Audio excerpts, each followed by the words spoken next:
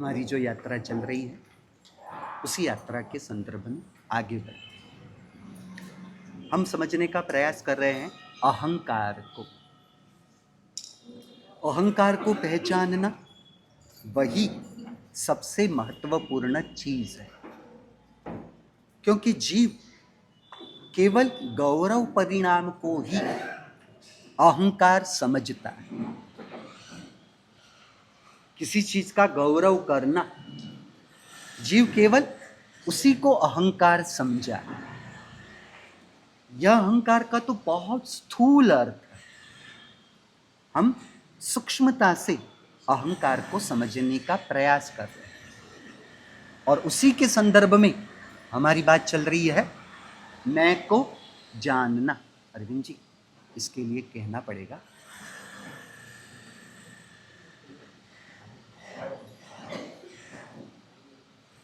भाई महाराज गए हैं, परंतु वो बाहर गए हैं, दूसरे काम से गए, इसमें यहाँ से नहीं होगा, शायद नीचे जाना पड़ेगा। रोज तो लगभग ध्यान में रख लेते हैं, आज नहीं हुआ है, पता नहीं। अहंकार से ही साधना या संसार की स्पष्टता बनती है।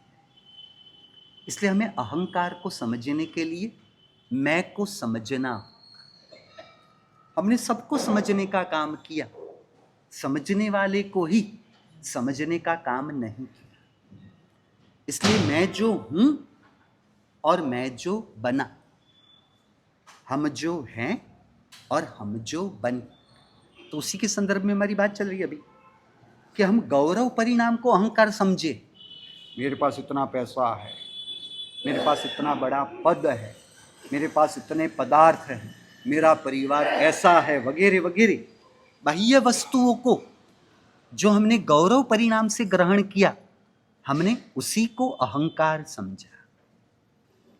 ज्ञानियों ने कहा कि यह तो बहुत स्थूल अहंकार की परिभाषा है। वास्तविक सूक्ष्मता से अहंकार को समझना ही बाकी है। अपने आप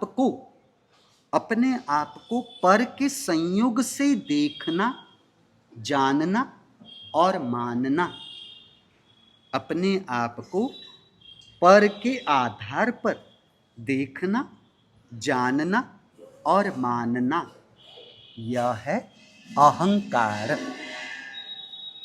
दूसरे शब्दों में अर्थ करना हो तो कर सकते हैं कि आत्मा को, आत्मा छोड़ जो भी शब्दों से आत्मा को हम पहचानने का प्रयास करते हैं वह आत्मा नहीं।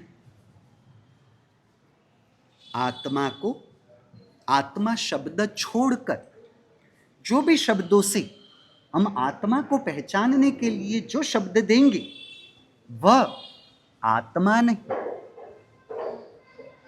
परमात्मा भी आत्मा नहीं। परमात्मा भी आत्मा की शुद्ध और पूर्ण अवस्था है। खोलते, परमात्मा यानी कौन है, प्रभु यानी कौन है, यह एक अर्थ खुलेगा तो उसी के साथ मोक्ष शब्द का अर्थ भी खुल जाएगा। मोक्ष शब्द उसको भी समझते, मोक्ष यानी क्या और परमात्मा यानी क्या। तो आत्मा की शुद्ध और पूर्ण अवस्था, उसे कहते हैं परमात्मा, उसी को कहते हैं मोक्ष। फिर से, आत्मा की शुद्ध अवस्था, आत्मा की पूर्ण अवस्था का नाम है परमात्मा, उसी का नाम है मोक्ष। अब इसे खोलते हैं। आत्मा की शुद्ध अवस्था, आत्मा की शुद्ध अवस्था यानी वितरागता, यानी समता। समता आत्मा की शुद्ध अवस्था है। वितरागता आत्मा की शुद्ध पर्याय है। समझ रहे हो? जिसमें अशुद्धता का अंश न हो, ऐसी अवस्था को कहेंगे शुद्ध अवस्था। बोलो। पद में शुद्ध अवस्था है या सिद्ध पद में? देखो, ऐसा कर, अरिहंत पद और सिद्ध पद उसके संदर्भ में प्रश्न कर, हम उसको भी समझते हैं। हाँ, आप अपना प्रश्न ध्यान में रखें। आप इसे यहाँ पर रखते हैं, ये मोक्ष और परमात्मा की जो व्याख्यान हम उससे पहले पूर्ण कर, फिर उसके साथ वो भी बात हम खेलेंगे। हम उसके बाद स्पष्टता करेंगे। आत्मा की शुद्ध और पूर्ण अवस्था उसे कहते हैं परमात्मा, उसी को कहते हैं मोक्ष। शुद्ध अवस्था यानी वितरागता, शुद्ध अवस्था यानी समता। आत्मा की शुद्ध अवस्था यानी समता और वितरागता। अब दूसरा प्रश्न था आत्मा की पूर्ण अवस्था। आत्मा की पूर्ण अवस्था वह है कैवल्य। ज्ञान जब पूर्ण रूप से अवस्था में प्रकट हुआ उसी को कहेंगे केवल ज्ञान। तो केवल ज्ञान क्या है? केवल दर्शन क्या है? आत्मा की पूर्ण अवस्था। आत्मा की शुद्ध अवस्था यानी वितरागता, आत्मा की शुद्ध अवस्था यानी समता, और दूसरे नंबर में आत्मा की पूर्ण अवस्था यानी कैवल्य। और उस कैवल्य के दो विभाग होंगे, केवल ज्ञान और केवल दर्शन। समझे? मोक्ष और परमात्मा का अर्थ होगा आत्मा की शुद्ध ऐसी वितराग अवस्था, शुद्ध अवस्था वितरागता की, शुद्ध पर्याय वितरागता की। और दूसरे नंबर में आत्मा की पूर्ण ऐसी कैवल्य अवस्था, कैवल्य पर्याय यानी केवल ज्ञान और केवल दर्शन की पर्याय। इतनी बात समझ में आई? बराबर। अब आगे चलते हैं। अब ये शुद्ध अवस्था रूपी वितरागता या समता, पूर्ण अवस्था यानी केवल ज्ञान, केवल दर्शन, यह प्राप्त होता है या प्रकट होता है? यह प्रकट होता है। व्यवहार भाषा में कहा जाएगा कि वैशाख सुदी दशम के दिन को वीर प्रभु को केवल ज्ञान की प्राप्ति हुई। परंतु क्या परमात्मा को केवल ज्ञान की प्राप्ति हुई है या केवल ज्ञान प्रकट हुआ है? केवल ज्ञान प्रकट हुआ है। व्यवहार भाषा में उसे प्राप्ति कही जाएगी, निश्चय भाषा में तो वह प्रकट हुआ है। तो उसके संदर्भ में हमें समझना होगा कि प्राप्ति और प्रकट होना दोनों में बहुत बड़ा अंतर है। प्राप्ति और प्रगटीकरण दोनों पूर्णतया भिन्न है। जो हमारे पास ना हो और बाहर से आए उसे कहेंगे प्राप्ति। प्रगटीकरण जो हमारे पास है ही, भीतर में, आत्मा के सत्ता में, आत्मा की बैलेंस में, आत्मा के मूल द्रव्य में निहित है, तो वह प्रकट हुआ। बराबर। अब प्राप्त होने के मतलब क्या हुआ कि जो हमारे पास नहीं, जो हमारे पास नहीं वह हम नहीं और वह हमारा नहीं, या वह हमारा हो नहीं सकता। हम केवल उसे हमारा मान ले, उससे वो हमारा नहीं हो जाता। फिर से प्राप्ति का मतलब क्या हुआ? जो हमारे पास नहीं और जो बाहर से हमारे पास आएगा। बराबर। तो जो हमारे पास नहीं वह हम नहीं, वह हमारा नहीं और वह हमारा हो नहीं सकता। हम केवल उसे हमारा मानते हैं, वह मानने से हमारापन है, वास्तविक रूप से वह हमारा नहीं है। कहा व्यवहार से उसे प्राप्ति कह सकते हैं ना? समझ, यही बात है। कुछ प्राप्ति नहीं किया जा सकता वास्तव में। निश्चय से। वो तो बात आगे हमें करनी है, परंतु आपको समझाए कौन? आप केवल यहां सुनते हो, समझते हो, परंतु स्वीकारते कहां हो, मानते कहां हो? आपकी मान्यता का परिवर्तन कहां हो रहा है? अपनी मूल बात, जो हमारे पास नहीं वह हम नहीं, वह हम नहीं और वह हमारा नहीं। क्योंकि कल ही हमने बात की, अध्यात्म जगत का सरल नियम है, जो मैं वही मेरा, जो मेरा वही मैं और मेरा अलग होना यह केवल हमारा भ्रम है, इल्यूजन है और कुछ नहीं। आप पैसे नहीं हो तो पैसे आपके कैसे हो सकते हैं? आप शरीर नहीं हो तो शरीर आपका कैसे हो सकता है? आप मकान नहीं हो तो मकान आपका कैसे हो सकता है? समझ रहे? आप ज्ञान स्वरूपी आत्मा हो तो ज्ञान आपका स्वभाव है, ज्ञान आपका गुण है। समझ रहे हो? दर्शन हमारा स्वरूप है तो दर्शन हमारा गुण है। आनंद स्वरूपी हम हैं तो आनंद हमारा गुण है, वही हमारी प्रॉपर्टी है। समझ रहे हो? जो कभी भी मेरा ना बने और जो मेरा रूप, मेरे रूप कभी ना मिटे, वही मेरा होता है। समझ रहे हो? इसे भी थोड़ा खोल दे। देखो, संयोग, संयोग, संयोग के संदर्भ में हमने दो सबसे बड़ी गलतियां की है। हमने संयोग को ठीक तरह से समझा ही नहीं। संयोग की दो गलतियों में से पहली गलती को समझते, हमने संयोग को प्राप्ति मान लिया। हम संयोग को प्राप्ति समझते हैं। मुझे यह तो कहा, संयोग और प्राप्ति दोनों एक ही है। क्या हुआ कमलेश जी? आत्मा को शरीर प्राप्त होता है। आत्मा को शरीर प्राप्त होता है या आत्मा के साथ शरीर का संयोग होता है? मर्यादित समय के लिए प्राप्त हुआ संयोग और प्राप्ति एक है या अलग है?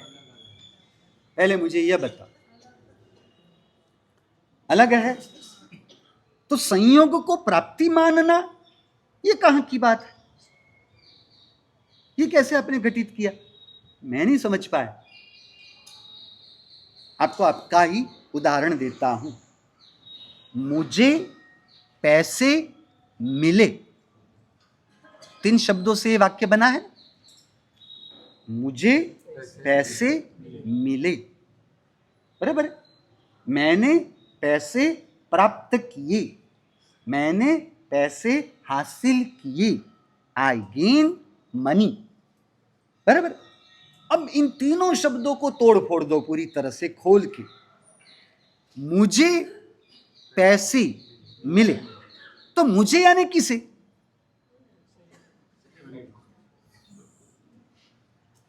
मुझे पैसे मिले तो मुझे यानी किसे? शरीर के लिए मुझे शब्द का उपयोग किया। विनोद, मैं समझने के लिए पूछ रहा हूं, मैं आपको समझा थोड़ी ना रहा हूं। आपको कोई समझा सकता है? आपको कोई समझा सकता है? इतने इतने बड़े बड़े आ गए, कोई आपको समझा सका मनोज जी? तो इतने सारे बड़े बड़े आए और वो आपको ना समझा सके तो मेरी तो कोई औकात ही नहीं है मैं आपको समझा सकूं नरपत जी। क्योंकि आप समझना चाहते कहां हो? आपकी जो दिमाग में वो जो भूसा भरा हुआ है ना, वो भूसा निकालने के लिए आप तैयार कहां हो? भूसा है? मुझे यानी किसे? मैं शब्द का प्रयोग क्या शरीर के लिए है? मैं शब्द का प्रयोग आत्मा के लिए है। तो मुझे शब्द प्रयोग वह आत्मा के लिए होगा या शरीर के लिए होगा? शांत चित्त से सोचे और अपनी गलतफहमी को, भ्रमणा को समझे। क्योंकि मैं तो निराकार आत्मा हूं, मैं निराकार चैतन्यमय, मैं निराकार चैतन्यमय आत्मा ही हूं। और पैसे वह जड़ है और साकार है। ज्ञानी कहते हैं निराकार आत्मा को, निराकार और चैतन्यमय आत्मा को इस पूरे साकार जड़ जगत में से क्या प्राप्त हो सकता है, बताओ। What can I gain from this universe? दक्ष जी बताओ। विनोद जी, निराकार आत्मा को इस जगत में से, साकार और जड़ जगत में से निराकार और चैतन्यमय आत्मा को क्या प्राप्त हो सकता है? यानी पैसे हमारी आत्मा में आ जाते हैं? नहीं। हमारी आत्मा पैसे में चली जाती है? नहीं। क्या हमारी आत्मा पैसा बन जाती है? नहीं। या पैसा वह आत्मा बन जाता है? नहीं।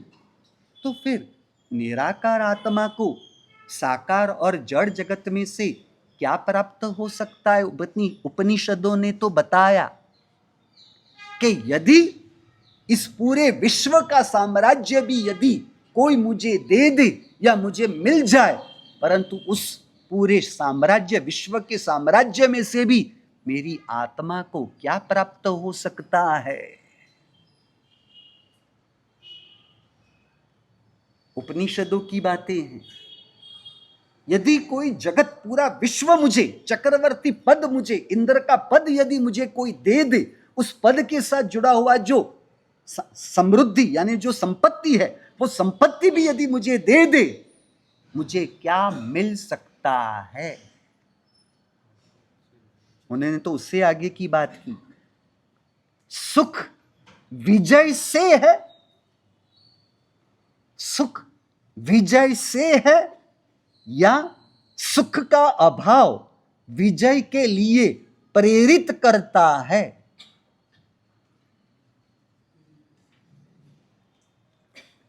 सुख मिठाई से है या सुख का अभाव मिठाई के लिए प्रेरित करता है?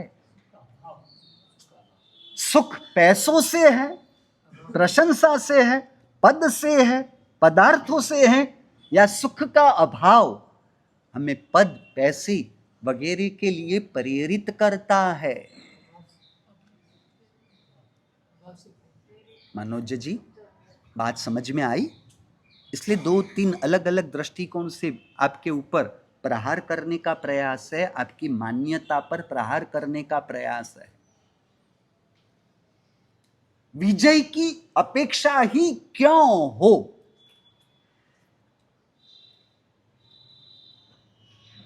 विजय की आकांक्षा क्यों हो?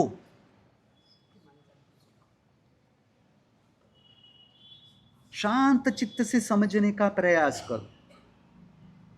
ये सब सनातन सत्य की बातें हैं, वास्तविक सत्य की बातें हैं। किसी भी चीज को प्राप्त करने की इच्छा क्यों होती है?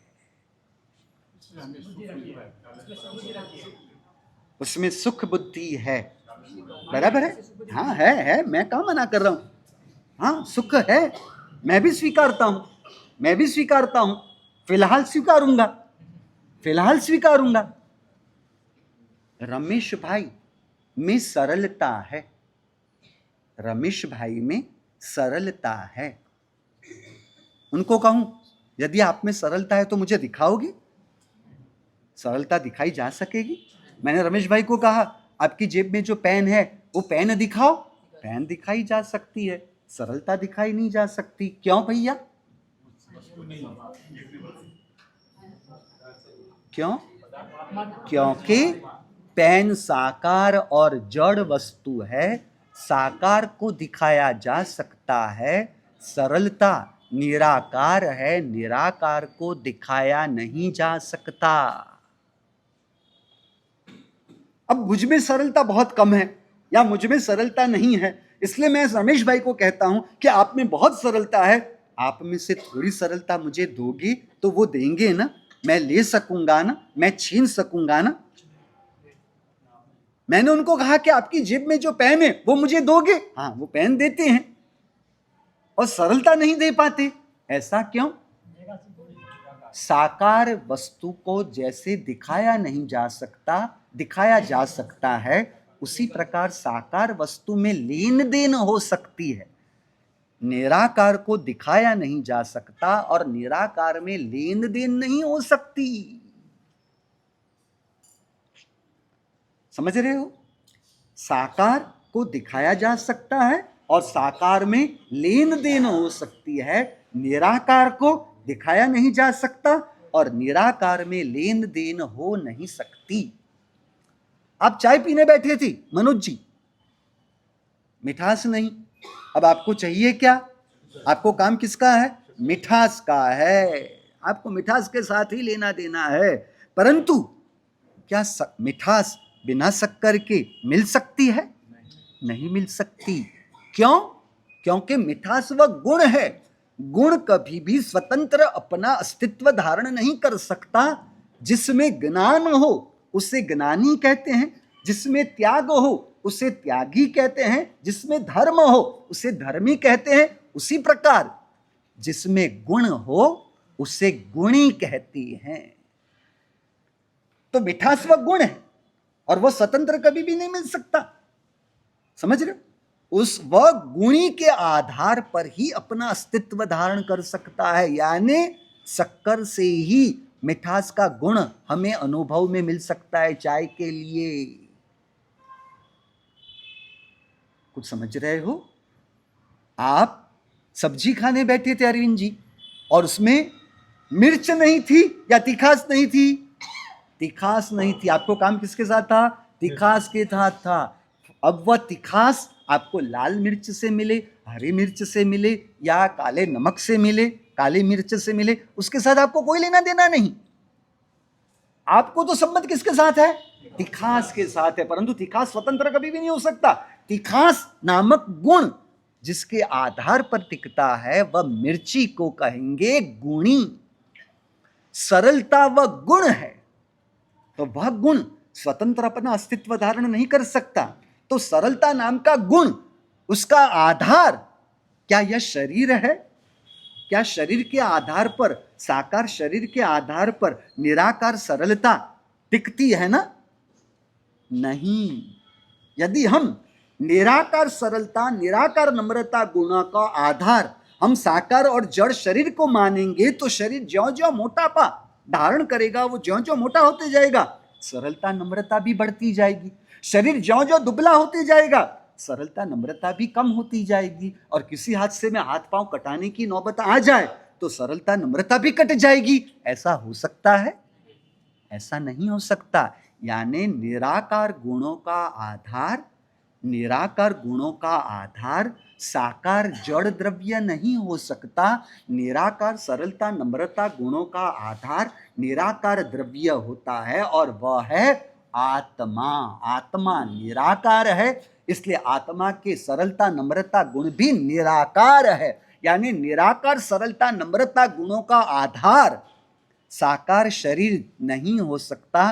निराकार सरलता नम्रता गुणों का आधार निराकार आत्मा ही हो सकती है। इतनी बात निश्चित हुई। अब आप मुझे बताएं कि सुख या आनंद वह साकार है या निराकार?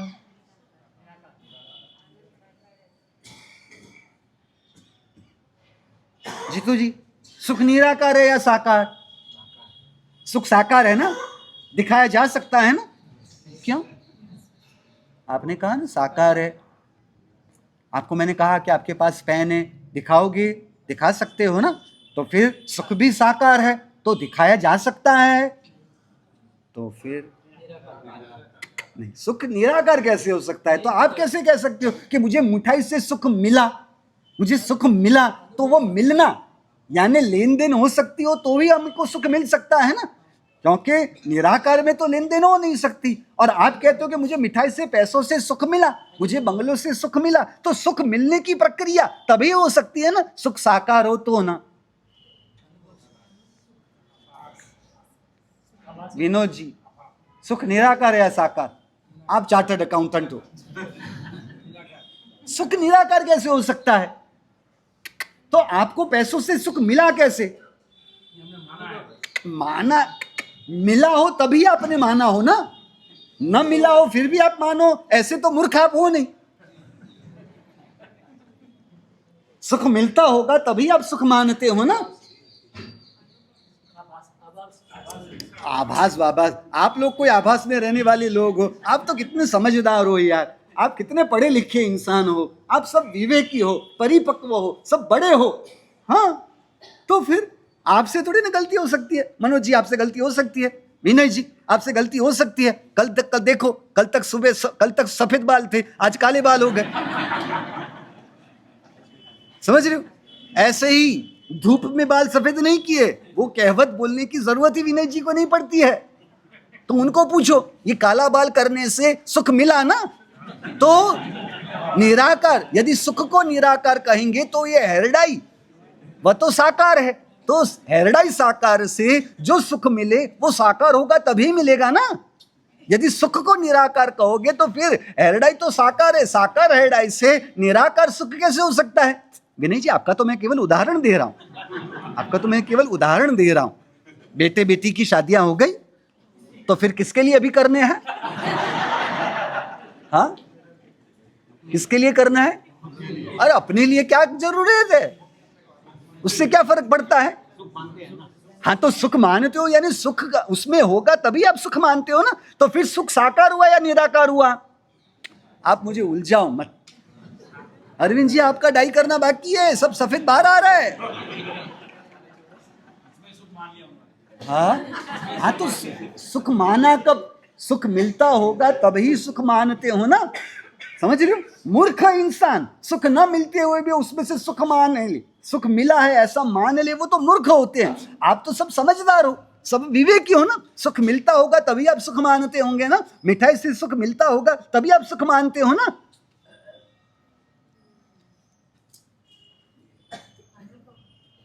अनुभव है, मैं भी क्या मना कर रहा हूं। तो यही तो मैं निर्णय करने के लिए प्रश्न कर रहा हूं कि सुख निराकार है या साकार है। सुख यदि निराकार हो तो निराकार सुख का आधार साकार जड़ वस्तु कैसे हो सकते हैं?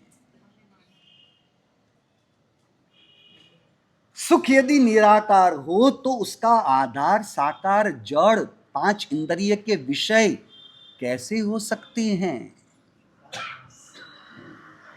बोलो ना भैया। सुखाभास, आप लोग कोई आभास में जीने वाले लोग थोड़ी ना हो यार। आभास में जीने वाले लोग वह तो भ्रमित लोग होते हैं, आप थोड़ी ना भ्रमित हो। मौनीय कर्म बर्म, ये सब बड़ी बड़ी बातें मुझे मत करो। ये मौनीय कर्म, वे वो दर्शन मौनिया, ये सब अभी कठिन भारी भारी भाषाओं का उपयोग न करो, सरल शब्दों में उपयोग। कमलेश जी, आपको कोई मौनिया बोनिया कुछ समझ में आता है? तो फिर छोड़ो ना यार, कमलेश जी को समझ में आए, ये हमारे जीतू जी को समझ में आए, हमारे विनय जी को समझ में आए, ऐसी बड़ी भाषा में बात करो ना। आप तो सब बहुत बड़ी बड़ी भारी भारी भाषा का उपयोग करते हो। मौनीय कर्म, गाति कर्म, अगाति कर्म, इतना भारी है। एक तो विनय जी मुश्किल से अपना भारी शरीर उठाते हैं और उसमें आप ऐसे भारी पदार्थ कहोगे तो फिर वो कैसा बोझ उठाएंगे? क्यों? हाँ, दब जाएंगे पूरी तरह से। हाँ, बोलो तो सही। अंतरात्मा से अपनी अंतरात्मा को पूछो, वस्तु में सुख है इसलिए वस्तु से सुख माना, वस्तु में सुख है इसलिए वस्तु से सुख माना, या सुख माना इसलिए आपको सुख लगा? यानी सुख उसमें है या नहीं है?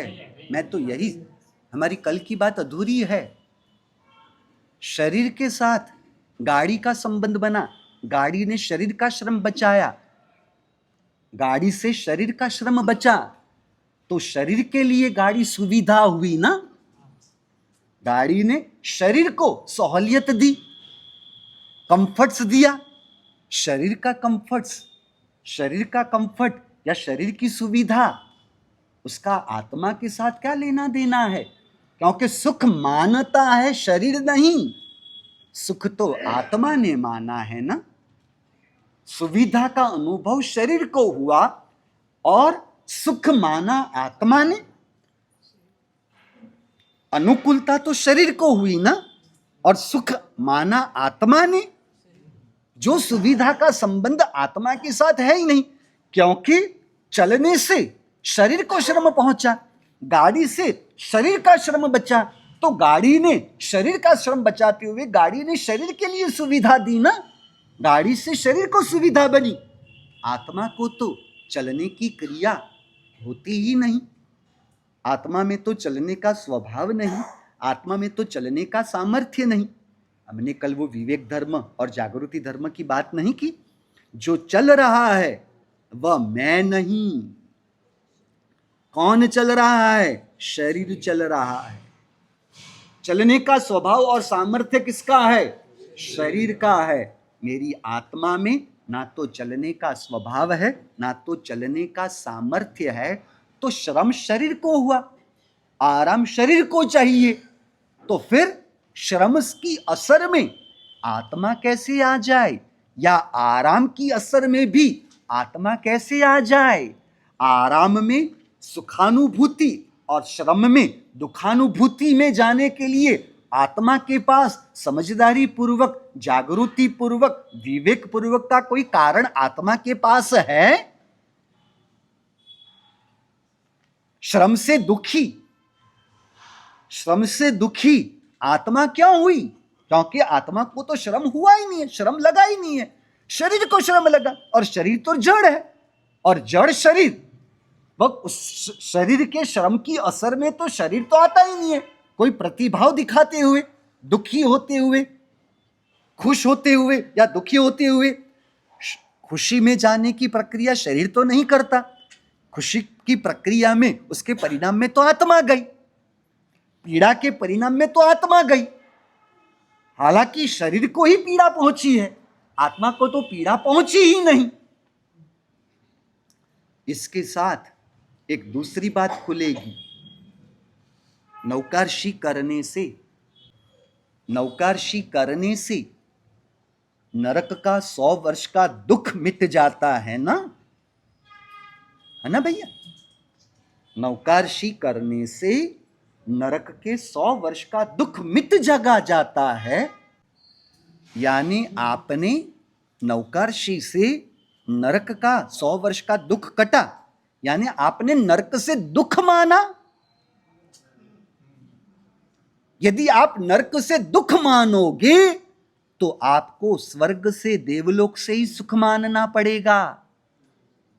और यदि आपने नरक से दुख माना तो आपको स्वर्ग से, देवलोक से सुख मानना पड़ेगा। और यदि आपने देवलोक से, स्वर्गलोक से सुख माना तो मोक्ष से सुख कैसे साबित करोगे, कैसे समझ पाओगे? को पूछो, नरक से दुख मानोगे तो देवलोक से सुख मानना पड़ेगा, और देवलोक से सुख मानोगे तो मोक्ष से सुख कैसे साबित कर पाओगी? नरक में दुख है या नरक में शरीर के लिए तकलीफ है, शरीर के लिए प्रतिकूलताएं हैं? नरक में तो शरीर को ही तकलीफ पड़ सकती है, आत्मा को कैसे कोई तकलीफ पड़ सकती है कि आत्मा उस तकलीफ को दुख मान ले? देवलोक में तो शरीर के लिए सुविधाएं हैं, अनुकूलताएं हैं, कंफर्ट्स है। सुविधा को आत्मा सुख कैसे मान ले? जब तक शरीर और आत्मा का भेद ज्ञान नहीं करते, विवेक नहीं करते, डिफरेंशिएट नहीं करते, तब तक सुख और सुविधा को अलग नहीं समझ सकेंगे हम। जिस प्रकार शरीर और आत्मा भिन्न है, उसी प्रकार सुख और सुविधा भिन्न है। सुविधा वह जड़ शरीर और जड़ वस्तु के साथ जुड़ी हुई प्रक्रिया है। सुविधा जड़ वस्तु और जड़ शरीर के साथ जुड़ी हुई चीज है। अनिल जी, इस पाठ के ऊपर नया वार्निश करा दो, पॉलिशिंग करा दो, तो पाठ को सुविधा हुई ऐसा माना जा सकेगा? नहीं। जिस शरीर में आत्मा है, उस शरीर के लिए सुविधा शब्द का प्रयोग होगा। समझ रहे हो? जिस शरीर के लिए ये कपड़े को आयन किया जाए, इस्त्री की जाए, तो आप क्या उसे सुविधा मानोगे? नहीं, उससे कपड़े की जो सिलवटें थी वो सिलवटें निकल गई और कपड़ा पूरी तरह से स्ट्रेट दिखाई देगा। यानी सुविधा का संबंध शरीर और शरीर के साथ जुड़ी हुई जड़ वस्तुओं के साथ है। सुख का संबंध जड़ शरीर के साथ नहीं हो सकता। सुविधा सुख का संबंध जड़ शरीर या जड़ वस्तुओं के साथ नहीं हो सकता। सुख का संबंध तो आत्मा के साथ ही बन सकता है, क्योंकि सुख निराकार है, इसलिए वह आत्मा का गुण है। आप सोचो तो सही और स्पष्ट करो, और स्पष्ट करो। एक साथ एक कतार में 1000 लोगों को हम खड़ा रखते हैं, बराबर? सभी वय के और पुरुष स्त्री सब अलग अलग प्रकार के 1000 लोग खड़े हैं। सबको पूछा जाए आप किससे सुख मानते हो, आप किससे सुख मानते हो? सभी के उत्तर अलग अलग हैं। ये पहली बात। दूसरी बात, 1000 को छोड़ो, किसी एक इंसान को पूछो कि आप किससे सुख मानते हो, उनका भी उत्तर एक नहीं। मैं जब इस उम्र का था तब इससे सुख, इस उम्र का हुआ इससे सुख, इस उम्र का हुआ इससे सुख। मनोज जी, खिलौने से बचपन में सुख लगता था, समझ रहे हो? वो क्या बोलते, कंचों से खेलना बचपन में सुख लगता था। आज कंचों से खेलने में सुख लगेगा? खिलौनों से सुख लगेगा? पीपरमेंट से सुख लगेगा? माँ के दूध से सुख लगेगा? माँ की गोद में रहने से सुख लगेगा? जो बचपन में माँ की गोद में रहना हमें सुखकारी लगता था ना, दूसरे कोई हमें ले ले तो हम तुरंत रोके माँ की गोद में जाना पसंद करते थे ना, समझ रहे हो? तो एक इंसान को भी पूछा जाता है कि आप सुख किससे मानते हो, उसके भी सुख की व्याख्याएं अलग अलग है, बराबर है? अब तीसरी बात, अरे एक इंसान को एक वस्तु से भी एक समान सुख का अनुभव रहेगा? क्या हुआ मनोज जी? बाजार से नए कपड़े खरीद के लाए, पहले दिन, पहले हफ्ते, पहले 15 दिन, पहले महीने दिन तक उससे जो सुख का अनुभव, जितने सुख का अनुभव, जैसा सुख का अनुभव हुआ, 6 महीने गुजर गए, 10 महीने गुजर गए, 12 महीने गुजर गए, अब वो उस कपड़ों का इस्तेमाल करते हुए पहले दिन जितना और जैसा सुख लगा उतना और वैसा सुख, कपड़ा बदल गया, आप बदल गए, आप भी वही हो, कपड़ा भी वही है, फिर भी सुख की सोच आपकी बदल गई। तो फिर आपने जिससे सुख माना उसमें आपको आपकी गलतफहमी, आपकी अज्ञानता समझ में नहीं आती। और दूसरी ओर, ये तो 3 प्रकार की बात हमने की, दूसरी ओर सम्यक दर्शन को पाई हुई आत्मा से लेकर सिद्ध परमात्मा तक के अनंत आत्माओं को कतार में खड़ा रखा जाए और उन सबको पूछा जाए, उनको एक केवल आत्मा और आत्मा के गुणों से ही सुख का अनुभव है। सबका एक ही उत्तर है।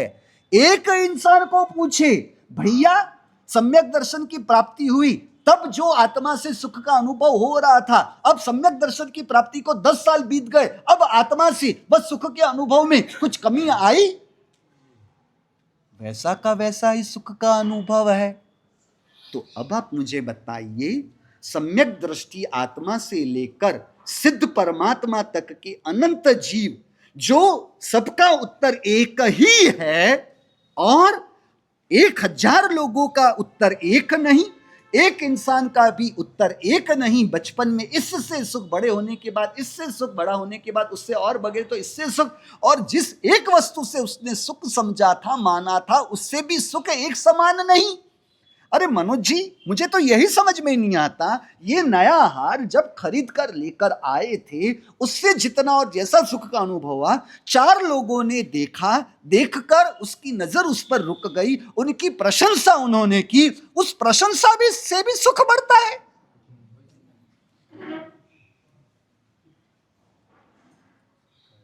लोगों की प्रशंसा से सुख बढ़ा, और लोगों ने कहा, ये क्या आउटडेटेड डिजाइन लेकर आए हो, पागल हो, कहां से उठा के लेके आए हो?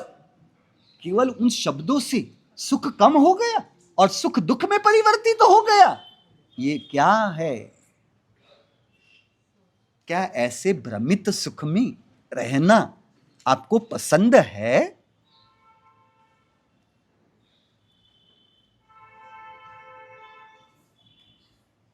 बोलो भैया, भ्रम में अपने आप को रखना पसंद है?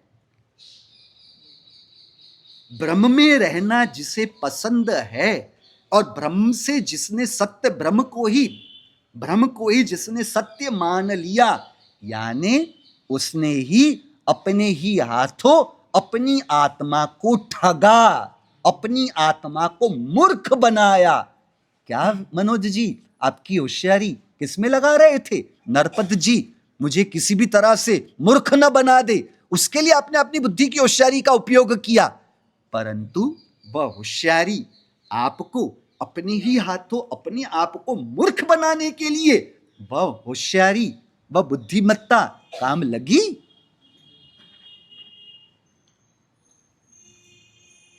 बोलो ना भैया।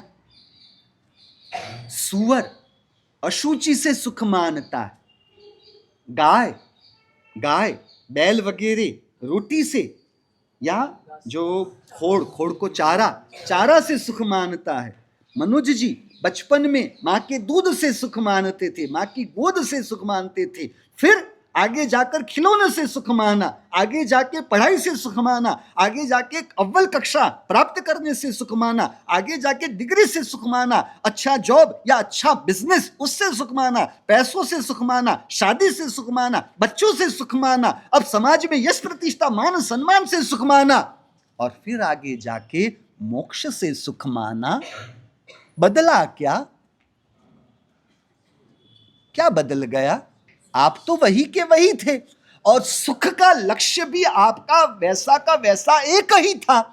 यदि इंसान आत्मा एक है और सुख का लक्ष्य एक है, तो सुख के साधन, सुख के माध्यम अलग अलग कैसे हो सकते हैं ना? कमलेश जी, आपकी जो हाइट है 5 साल पहले और 5 साल के बाद जो कपड़े साइज फिटिंग जो आपकी है वही की वही, क्योंकि शरीर में कोई फर्क नहीं हुआ है, वजन ना तो बढ़ा है, वजन ना तो कम हुआ है, तो क्या कपड़े की साइज बदल जाएगी? उसी प्रकार आत्मा एक है, सुख का लक्ष्य एक है, तो माध्यम क्यों बदल गए? क्या हुआ, मुपत्ति पढ़ी लेने का टाइम हो गया? नहीं, मैं तो हैरान हो गया, मुपत्ति पढ़ी लेन चालू हो गई। समझ रहे हो कितनी बाल कक्षा, यहां परम सत्य की बात चल रही है, और उन्हें है दूसरी सामायिक ले लूं। मौजी दूसरी सामायिक, हाँ दूसरी सामायिक ना ले तो दूसरी सामायिक गिनी नहीं जाएगी, संख्या में ही आपने धर्म समझा, धर्म का विकास समझा, आत्मा का विकास समझा, मोक्ष मार्ग समझा। जितनी संख्या बढ़ी उतना मोक्ष मार्ग में हमारी तरक्की ज़्यादा जल्दी होगी, जितनी संख्या बड़ी होगी उतना जल्दी मोक्ष होगा। संख्या के साथ मोक्ष या मोक्ष मार्ग का या संख्या के साथ आत्मा का कोई संबंध है?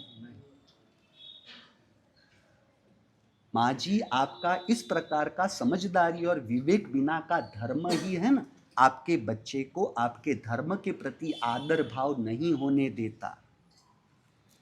हमारे समुदाय के रत्न सुंदर सूरी महाराज साहब कहते हैं कि मनोज जी, आपका धन शत्रु को भी प्रभावित करता है।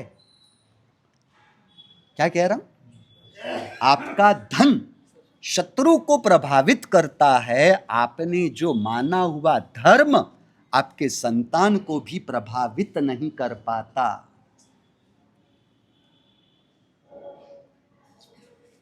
कुछ समझ रहे हो?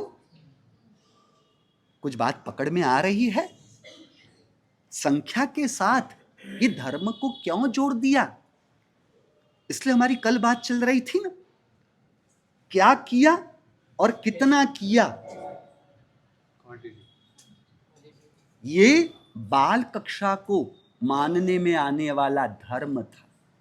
जो किया वह कैसे किया, आत्मा के किस प्रकार के परिणामों के घर में रहकर हुआ, कैसे किया, प्रारंभिक कक्षा कैसे हुआ, यह होगा निश्चय धर्म, यह होगा साधना धर्म।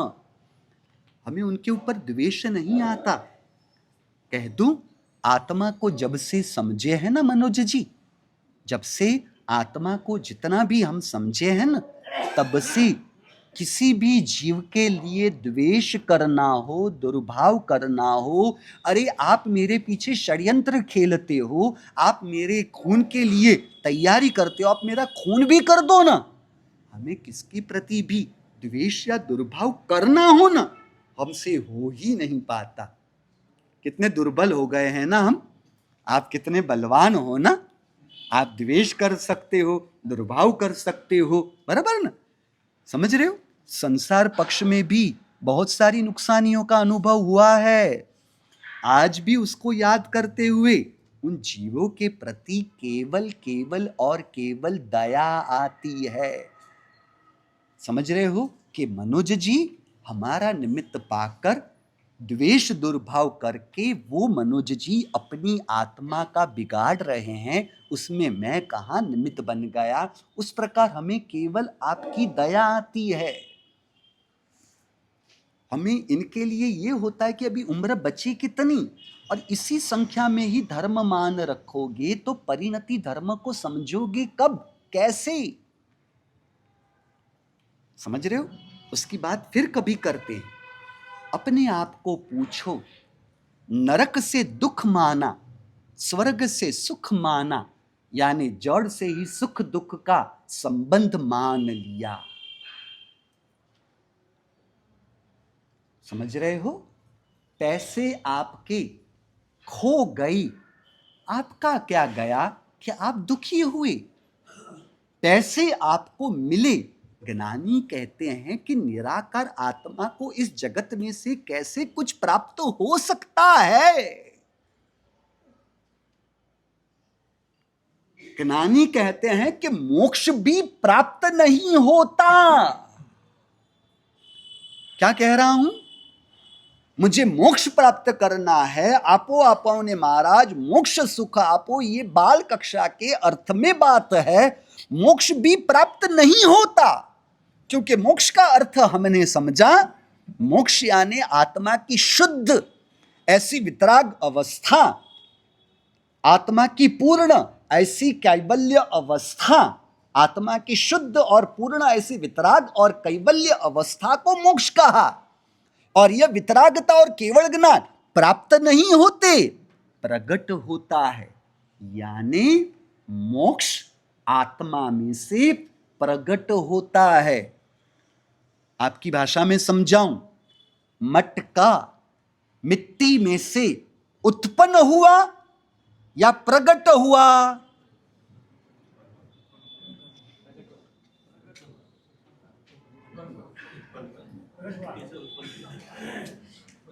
प्रतिमा पत्थर में से उत्पन्न हुई या प्रकट हुई?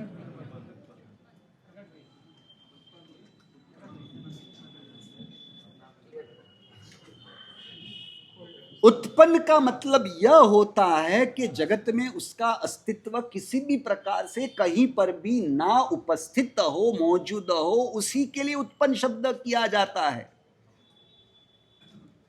वास्तविकता से तो इस जगत में ना तो कुछ उत्पन्न हो सकता है, ना तो कुछ नाश हो सकता है। आत्मसिद्धि में ज्ञानी के वचन है, केवल कोई द्रव्य नो क्यारे होय न नाश। ये व्यवहार परिभाषा है। अब परमात्मा की त्रिपदी उत्पन्न होता है, प्रकट नाश होता है और स्थिर रहता है, यह व्यवहार परिभाषा है। ज्ञानी को तो जिस श्रोता वर्ग की भूमिका के अनुसार ही वाक्य प्रयोग करना पड़ेगा। समझ रहे हो? ज्ञानी उस प्रकार से करते हैं, निश्चय नहीं से व्यवहार नहीं से उत्पन्न हुआ, व्यवहार नहीं से नाश हुआ, निश्चय नहीं से इस जगत में एक भी द्रव्य का कभी भी नाश ही नहीं हो सकता। संयोग वियोग नहीं, इस जगत में एक भी द्रव्य का नाश नहीं होता। घास में जो परमाणु के समुदाय से, जो परमाणु के कलेक्शन से, संगठन से घास बना था ना, क्या हुआ? गाय ने वह घास चारे के रूप में खाया तो हुआ क्या? परमाणु जो अभी तक घास के आकार को धारण किए हुए थे, परमाणु जो घास का आकार धारण किए हुए थे, वह घास का आकार मिटकर दूध का आकार बना। दूध तो बाद में बना। हमने जो भी आहार लिया, अरे जो रोटी ली, वह रोटी पहले रस रूप धातु बनेगी, उसके बाद रक्त यानी खून रूप धातु बनेगी। तो परमाणु का नाश हुआ या परमाणु के आकार बदले?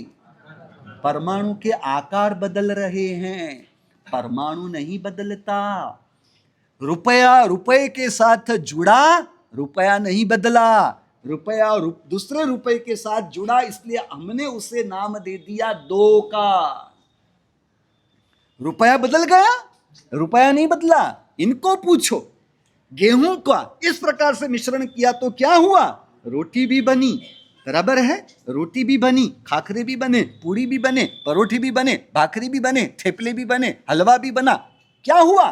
गेहूं बदल गए या गेहूं के आकार बदल गए? गेहूं का आकार, गेहूं की अवस्था बदल जाती है, परमाणु की अवस्था बदल जाती है, परमाणु की अवस्था बदल जाती है, परमाणु नहीं बदलता है।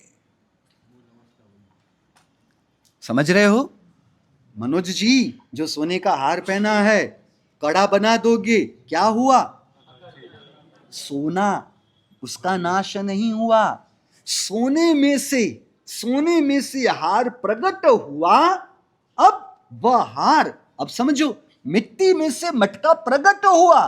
आपने लकड़ी से मटके को फोड़ा तो मटके का नाश हुआ। यह व्यवहार भाषा, निश्चय भाषा। जो मटका मिट्टी में से प्रकट हुआ था, वही मटका मिट्टी में समा गया।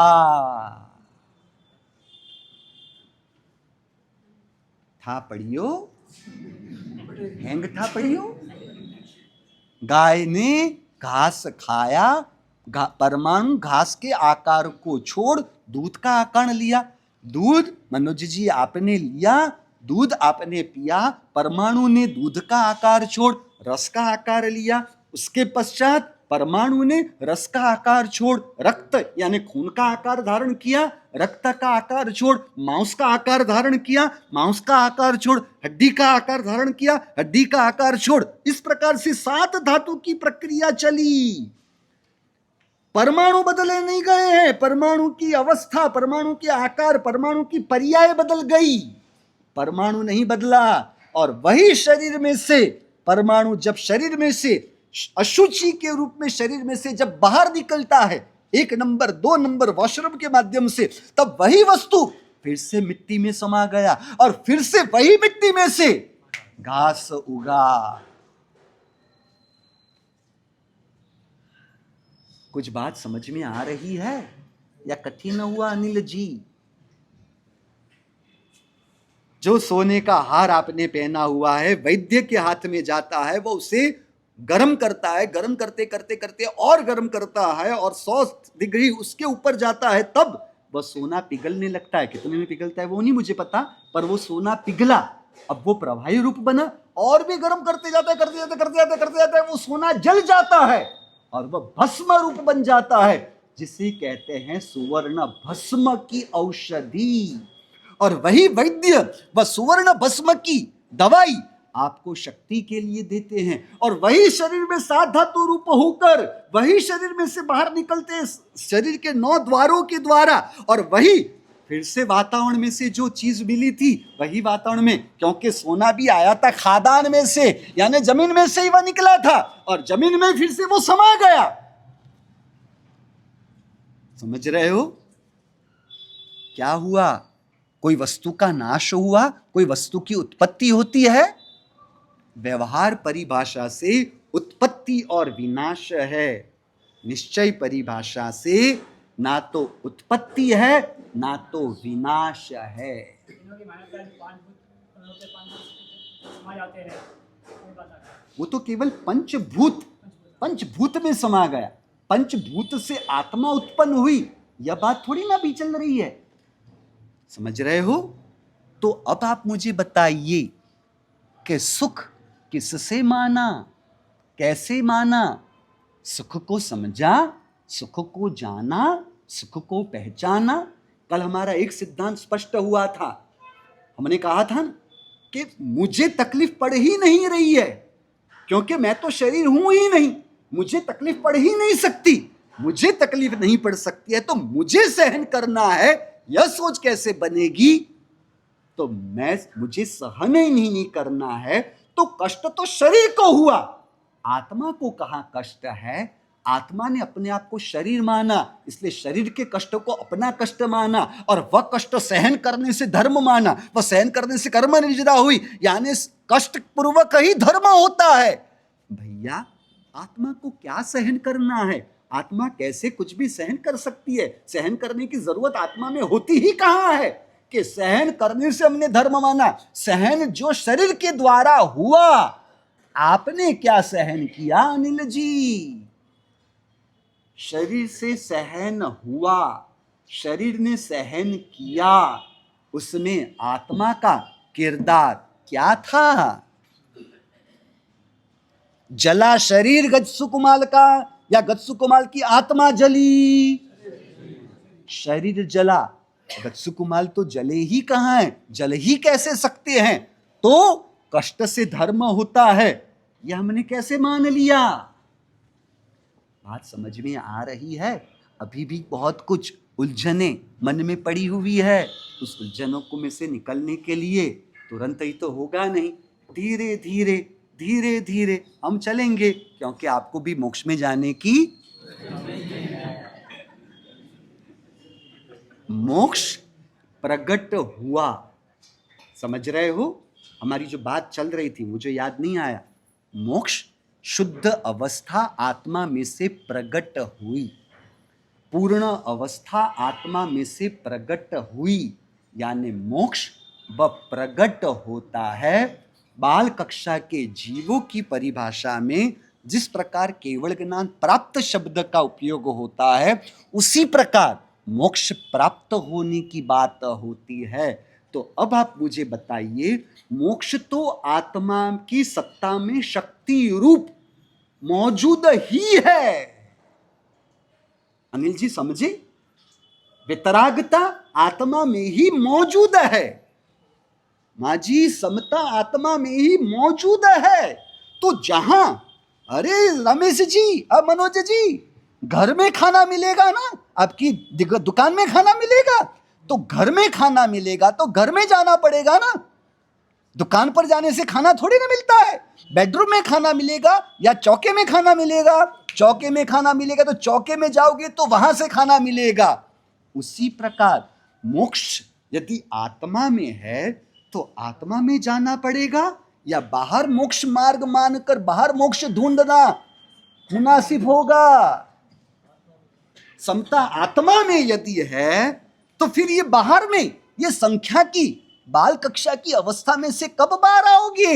महाराज साहब वो सामायिक की वो वर्तमान तब की ओली चलती है। ये तो बाल कक्षा के जीवों को जोड़ने के लिए ये सभी बातें बताई जाती है। एक सामायिक करो तो 925 925 925 3 बार 925 925 925 इतने पल्योपम का देवलोक का सुख मिलता है एक सामायिक से।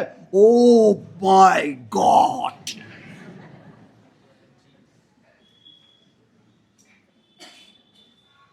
जहां लालच की बुद्धि हो वहां आत्मधर्म कैसा हो? नरपत जी ये करोगे तो ये दुख मिलेगा। जहां डर की बुद्धि हो वहां अंतरात्मा से उस अशुभ का त्याग कैसा होगा? यानी ना लोभ ना डर। समझ रहे हो? ना लोभ ना डर, यह जब बाहर निकलता है तब ही आत्मधर्म बनता है, तब भी साधना धर्म बनता है और उसके लिए आत्मा को समझना अनिवार्य बन जाता है। किस प्रकार इस आत्मा को समझने के मार्ग में आगे चले, विशेष बात आगे जिनाज्ञा विरुद्ध कहा गया हो तो मिच्छामि।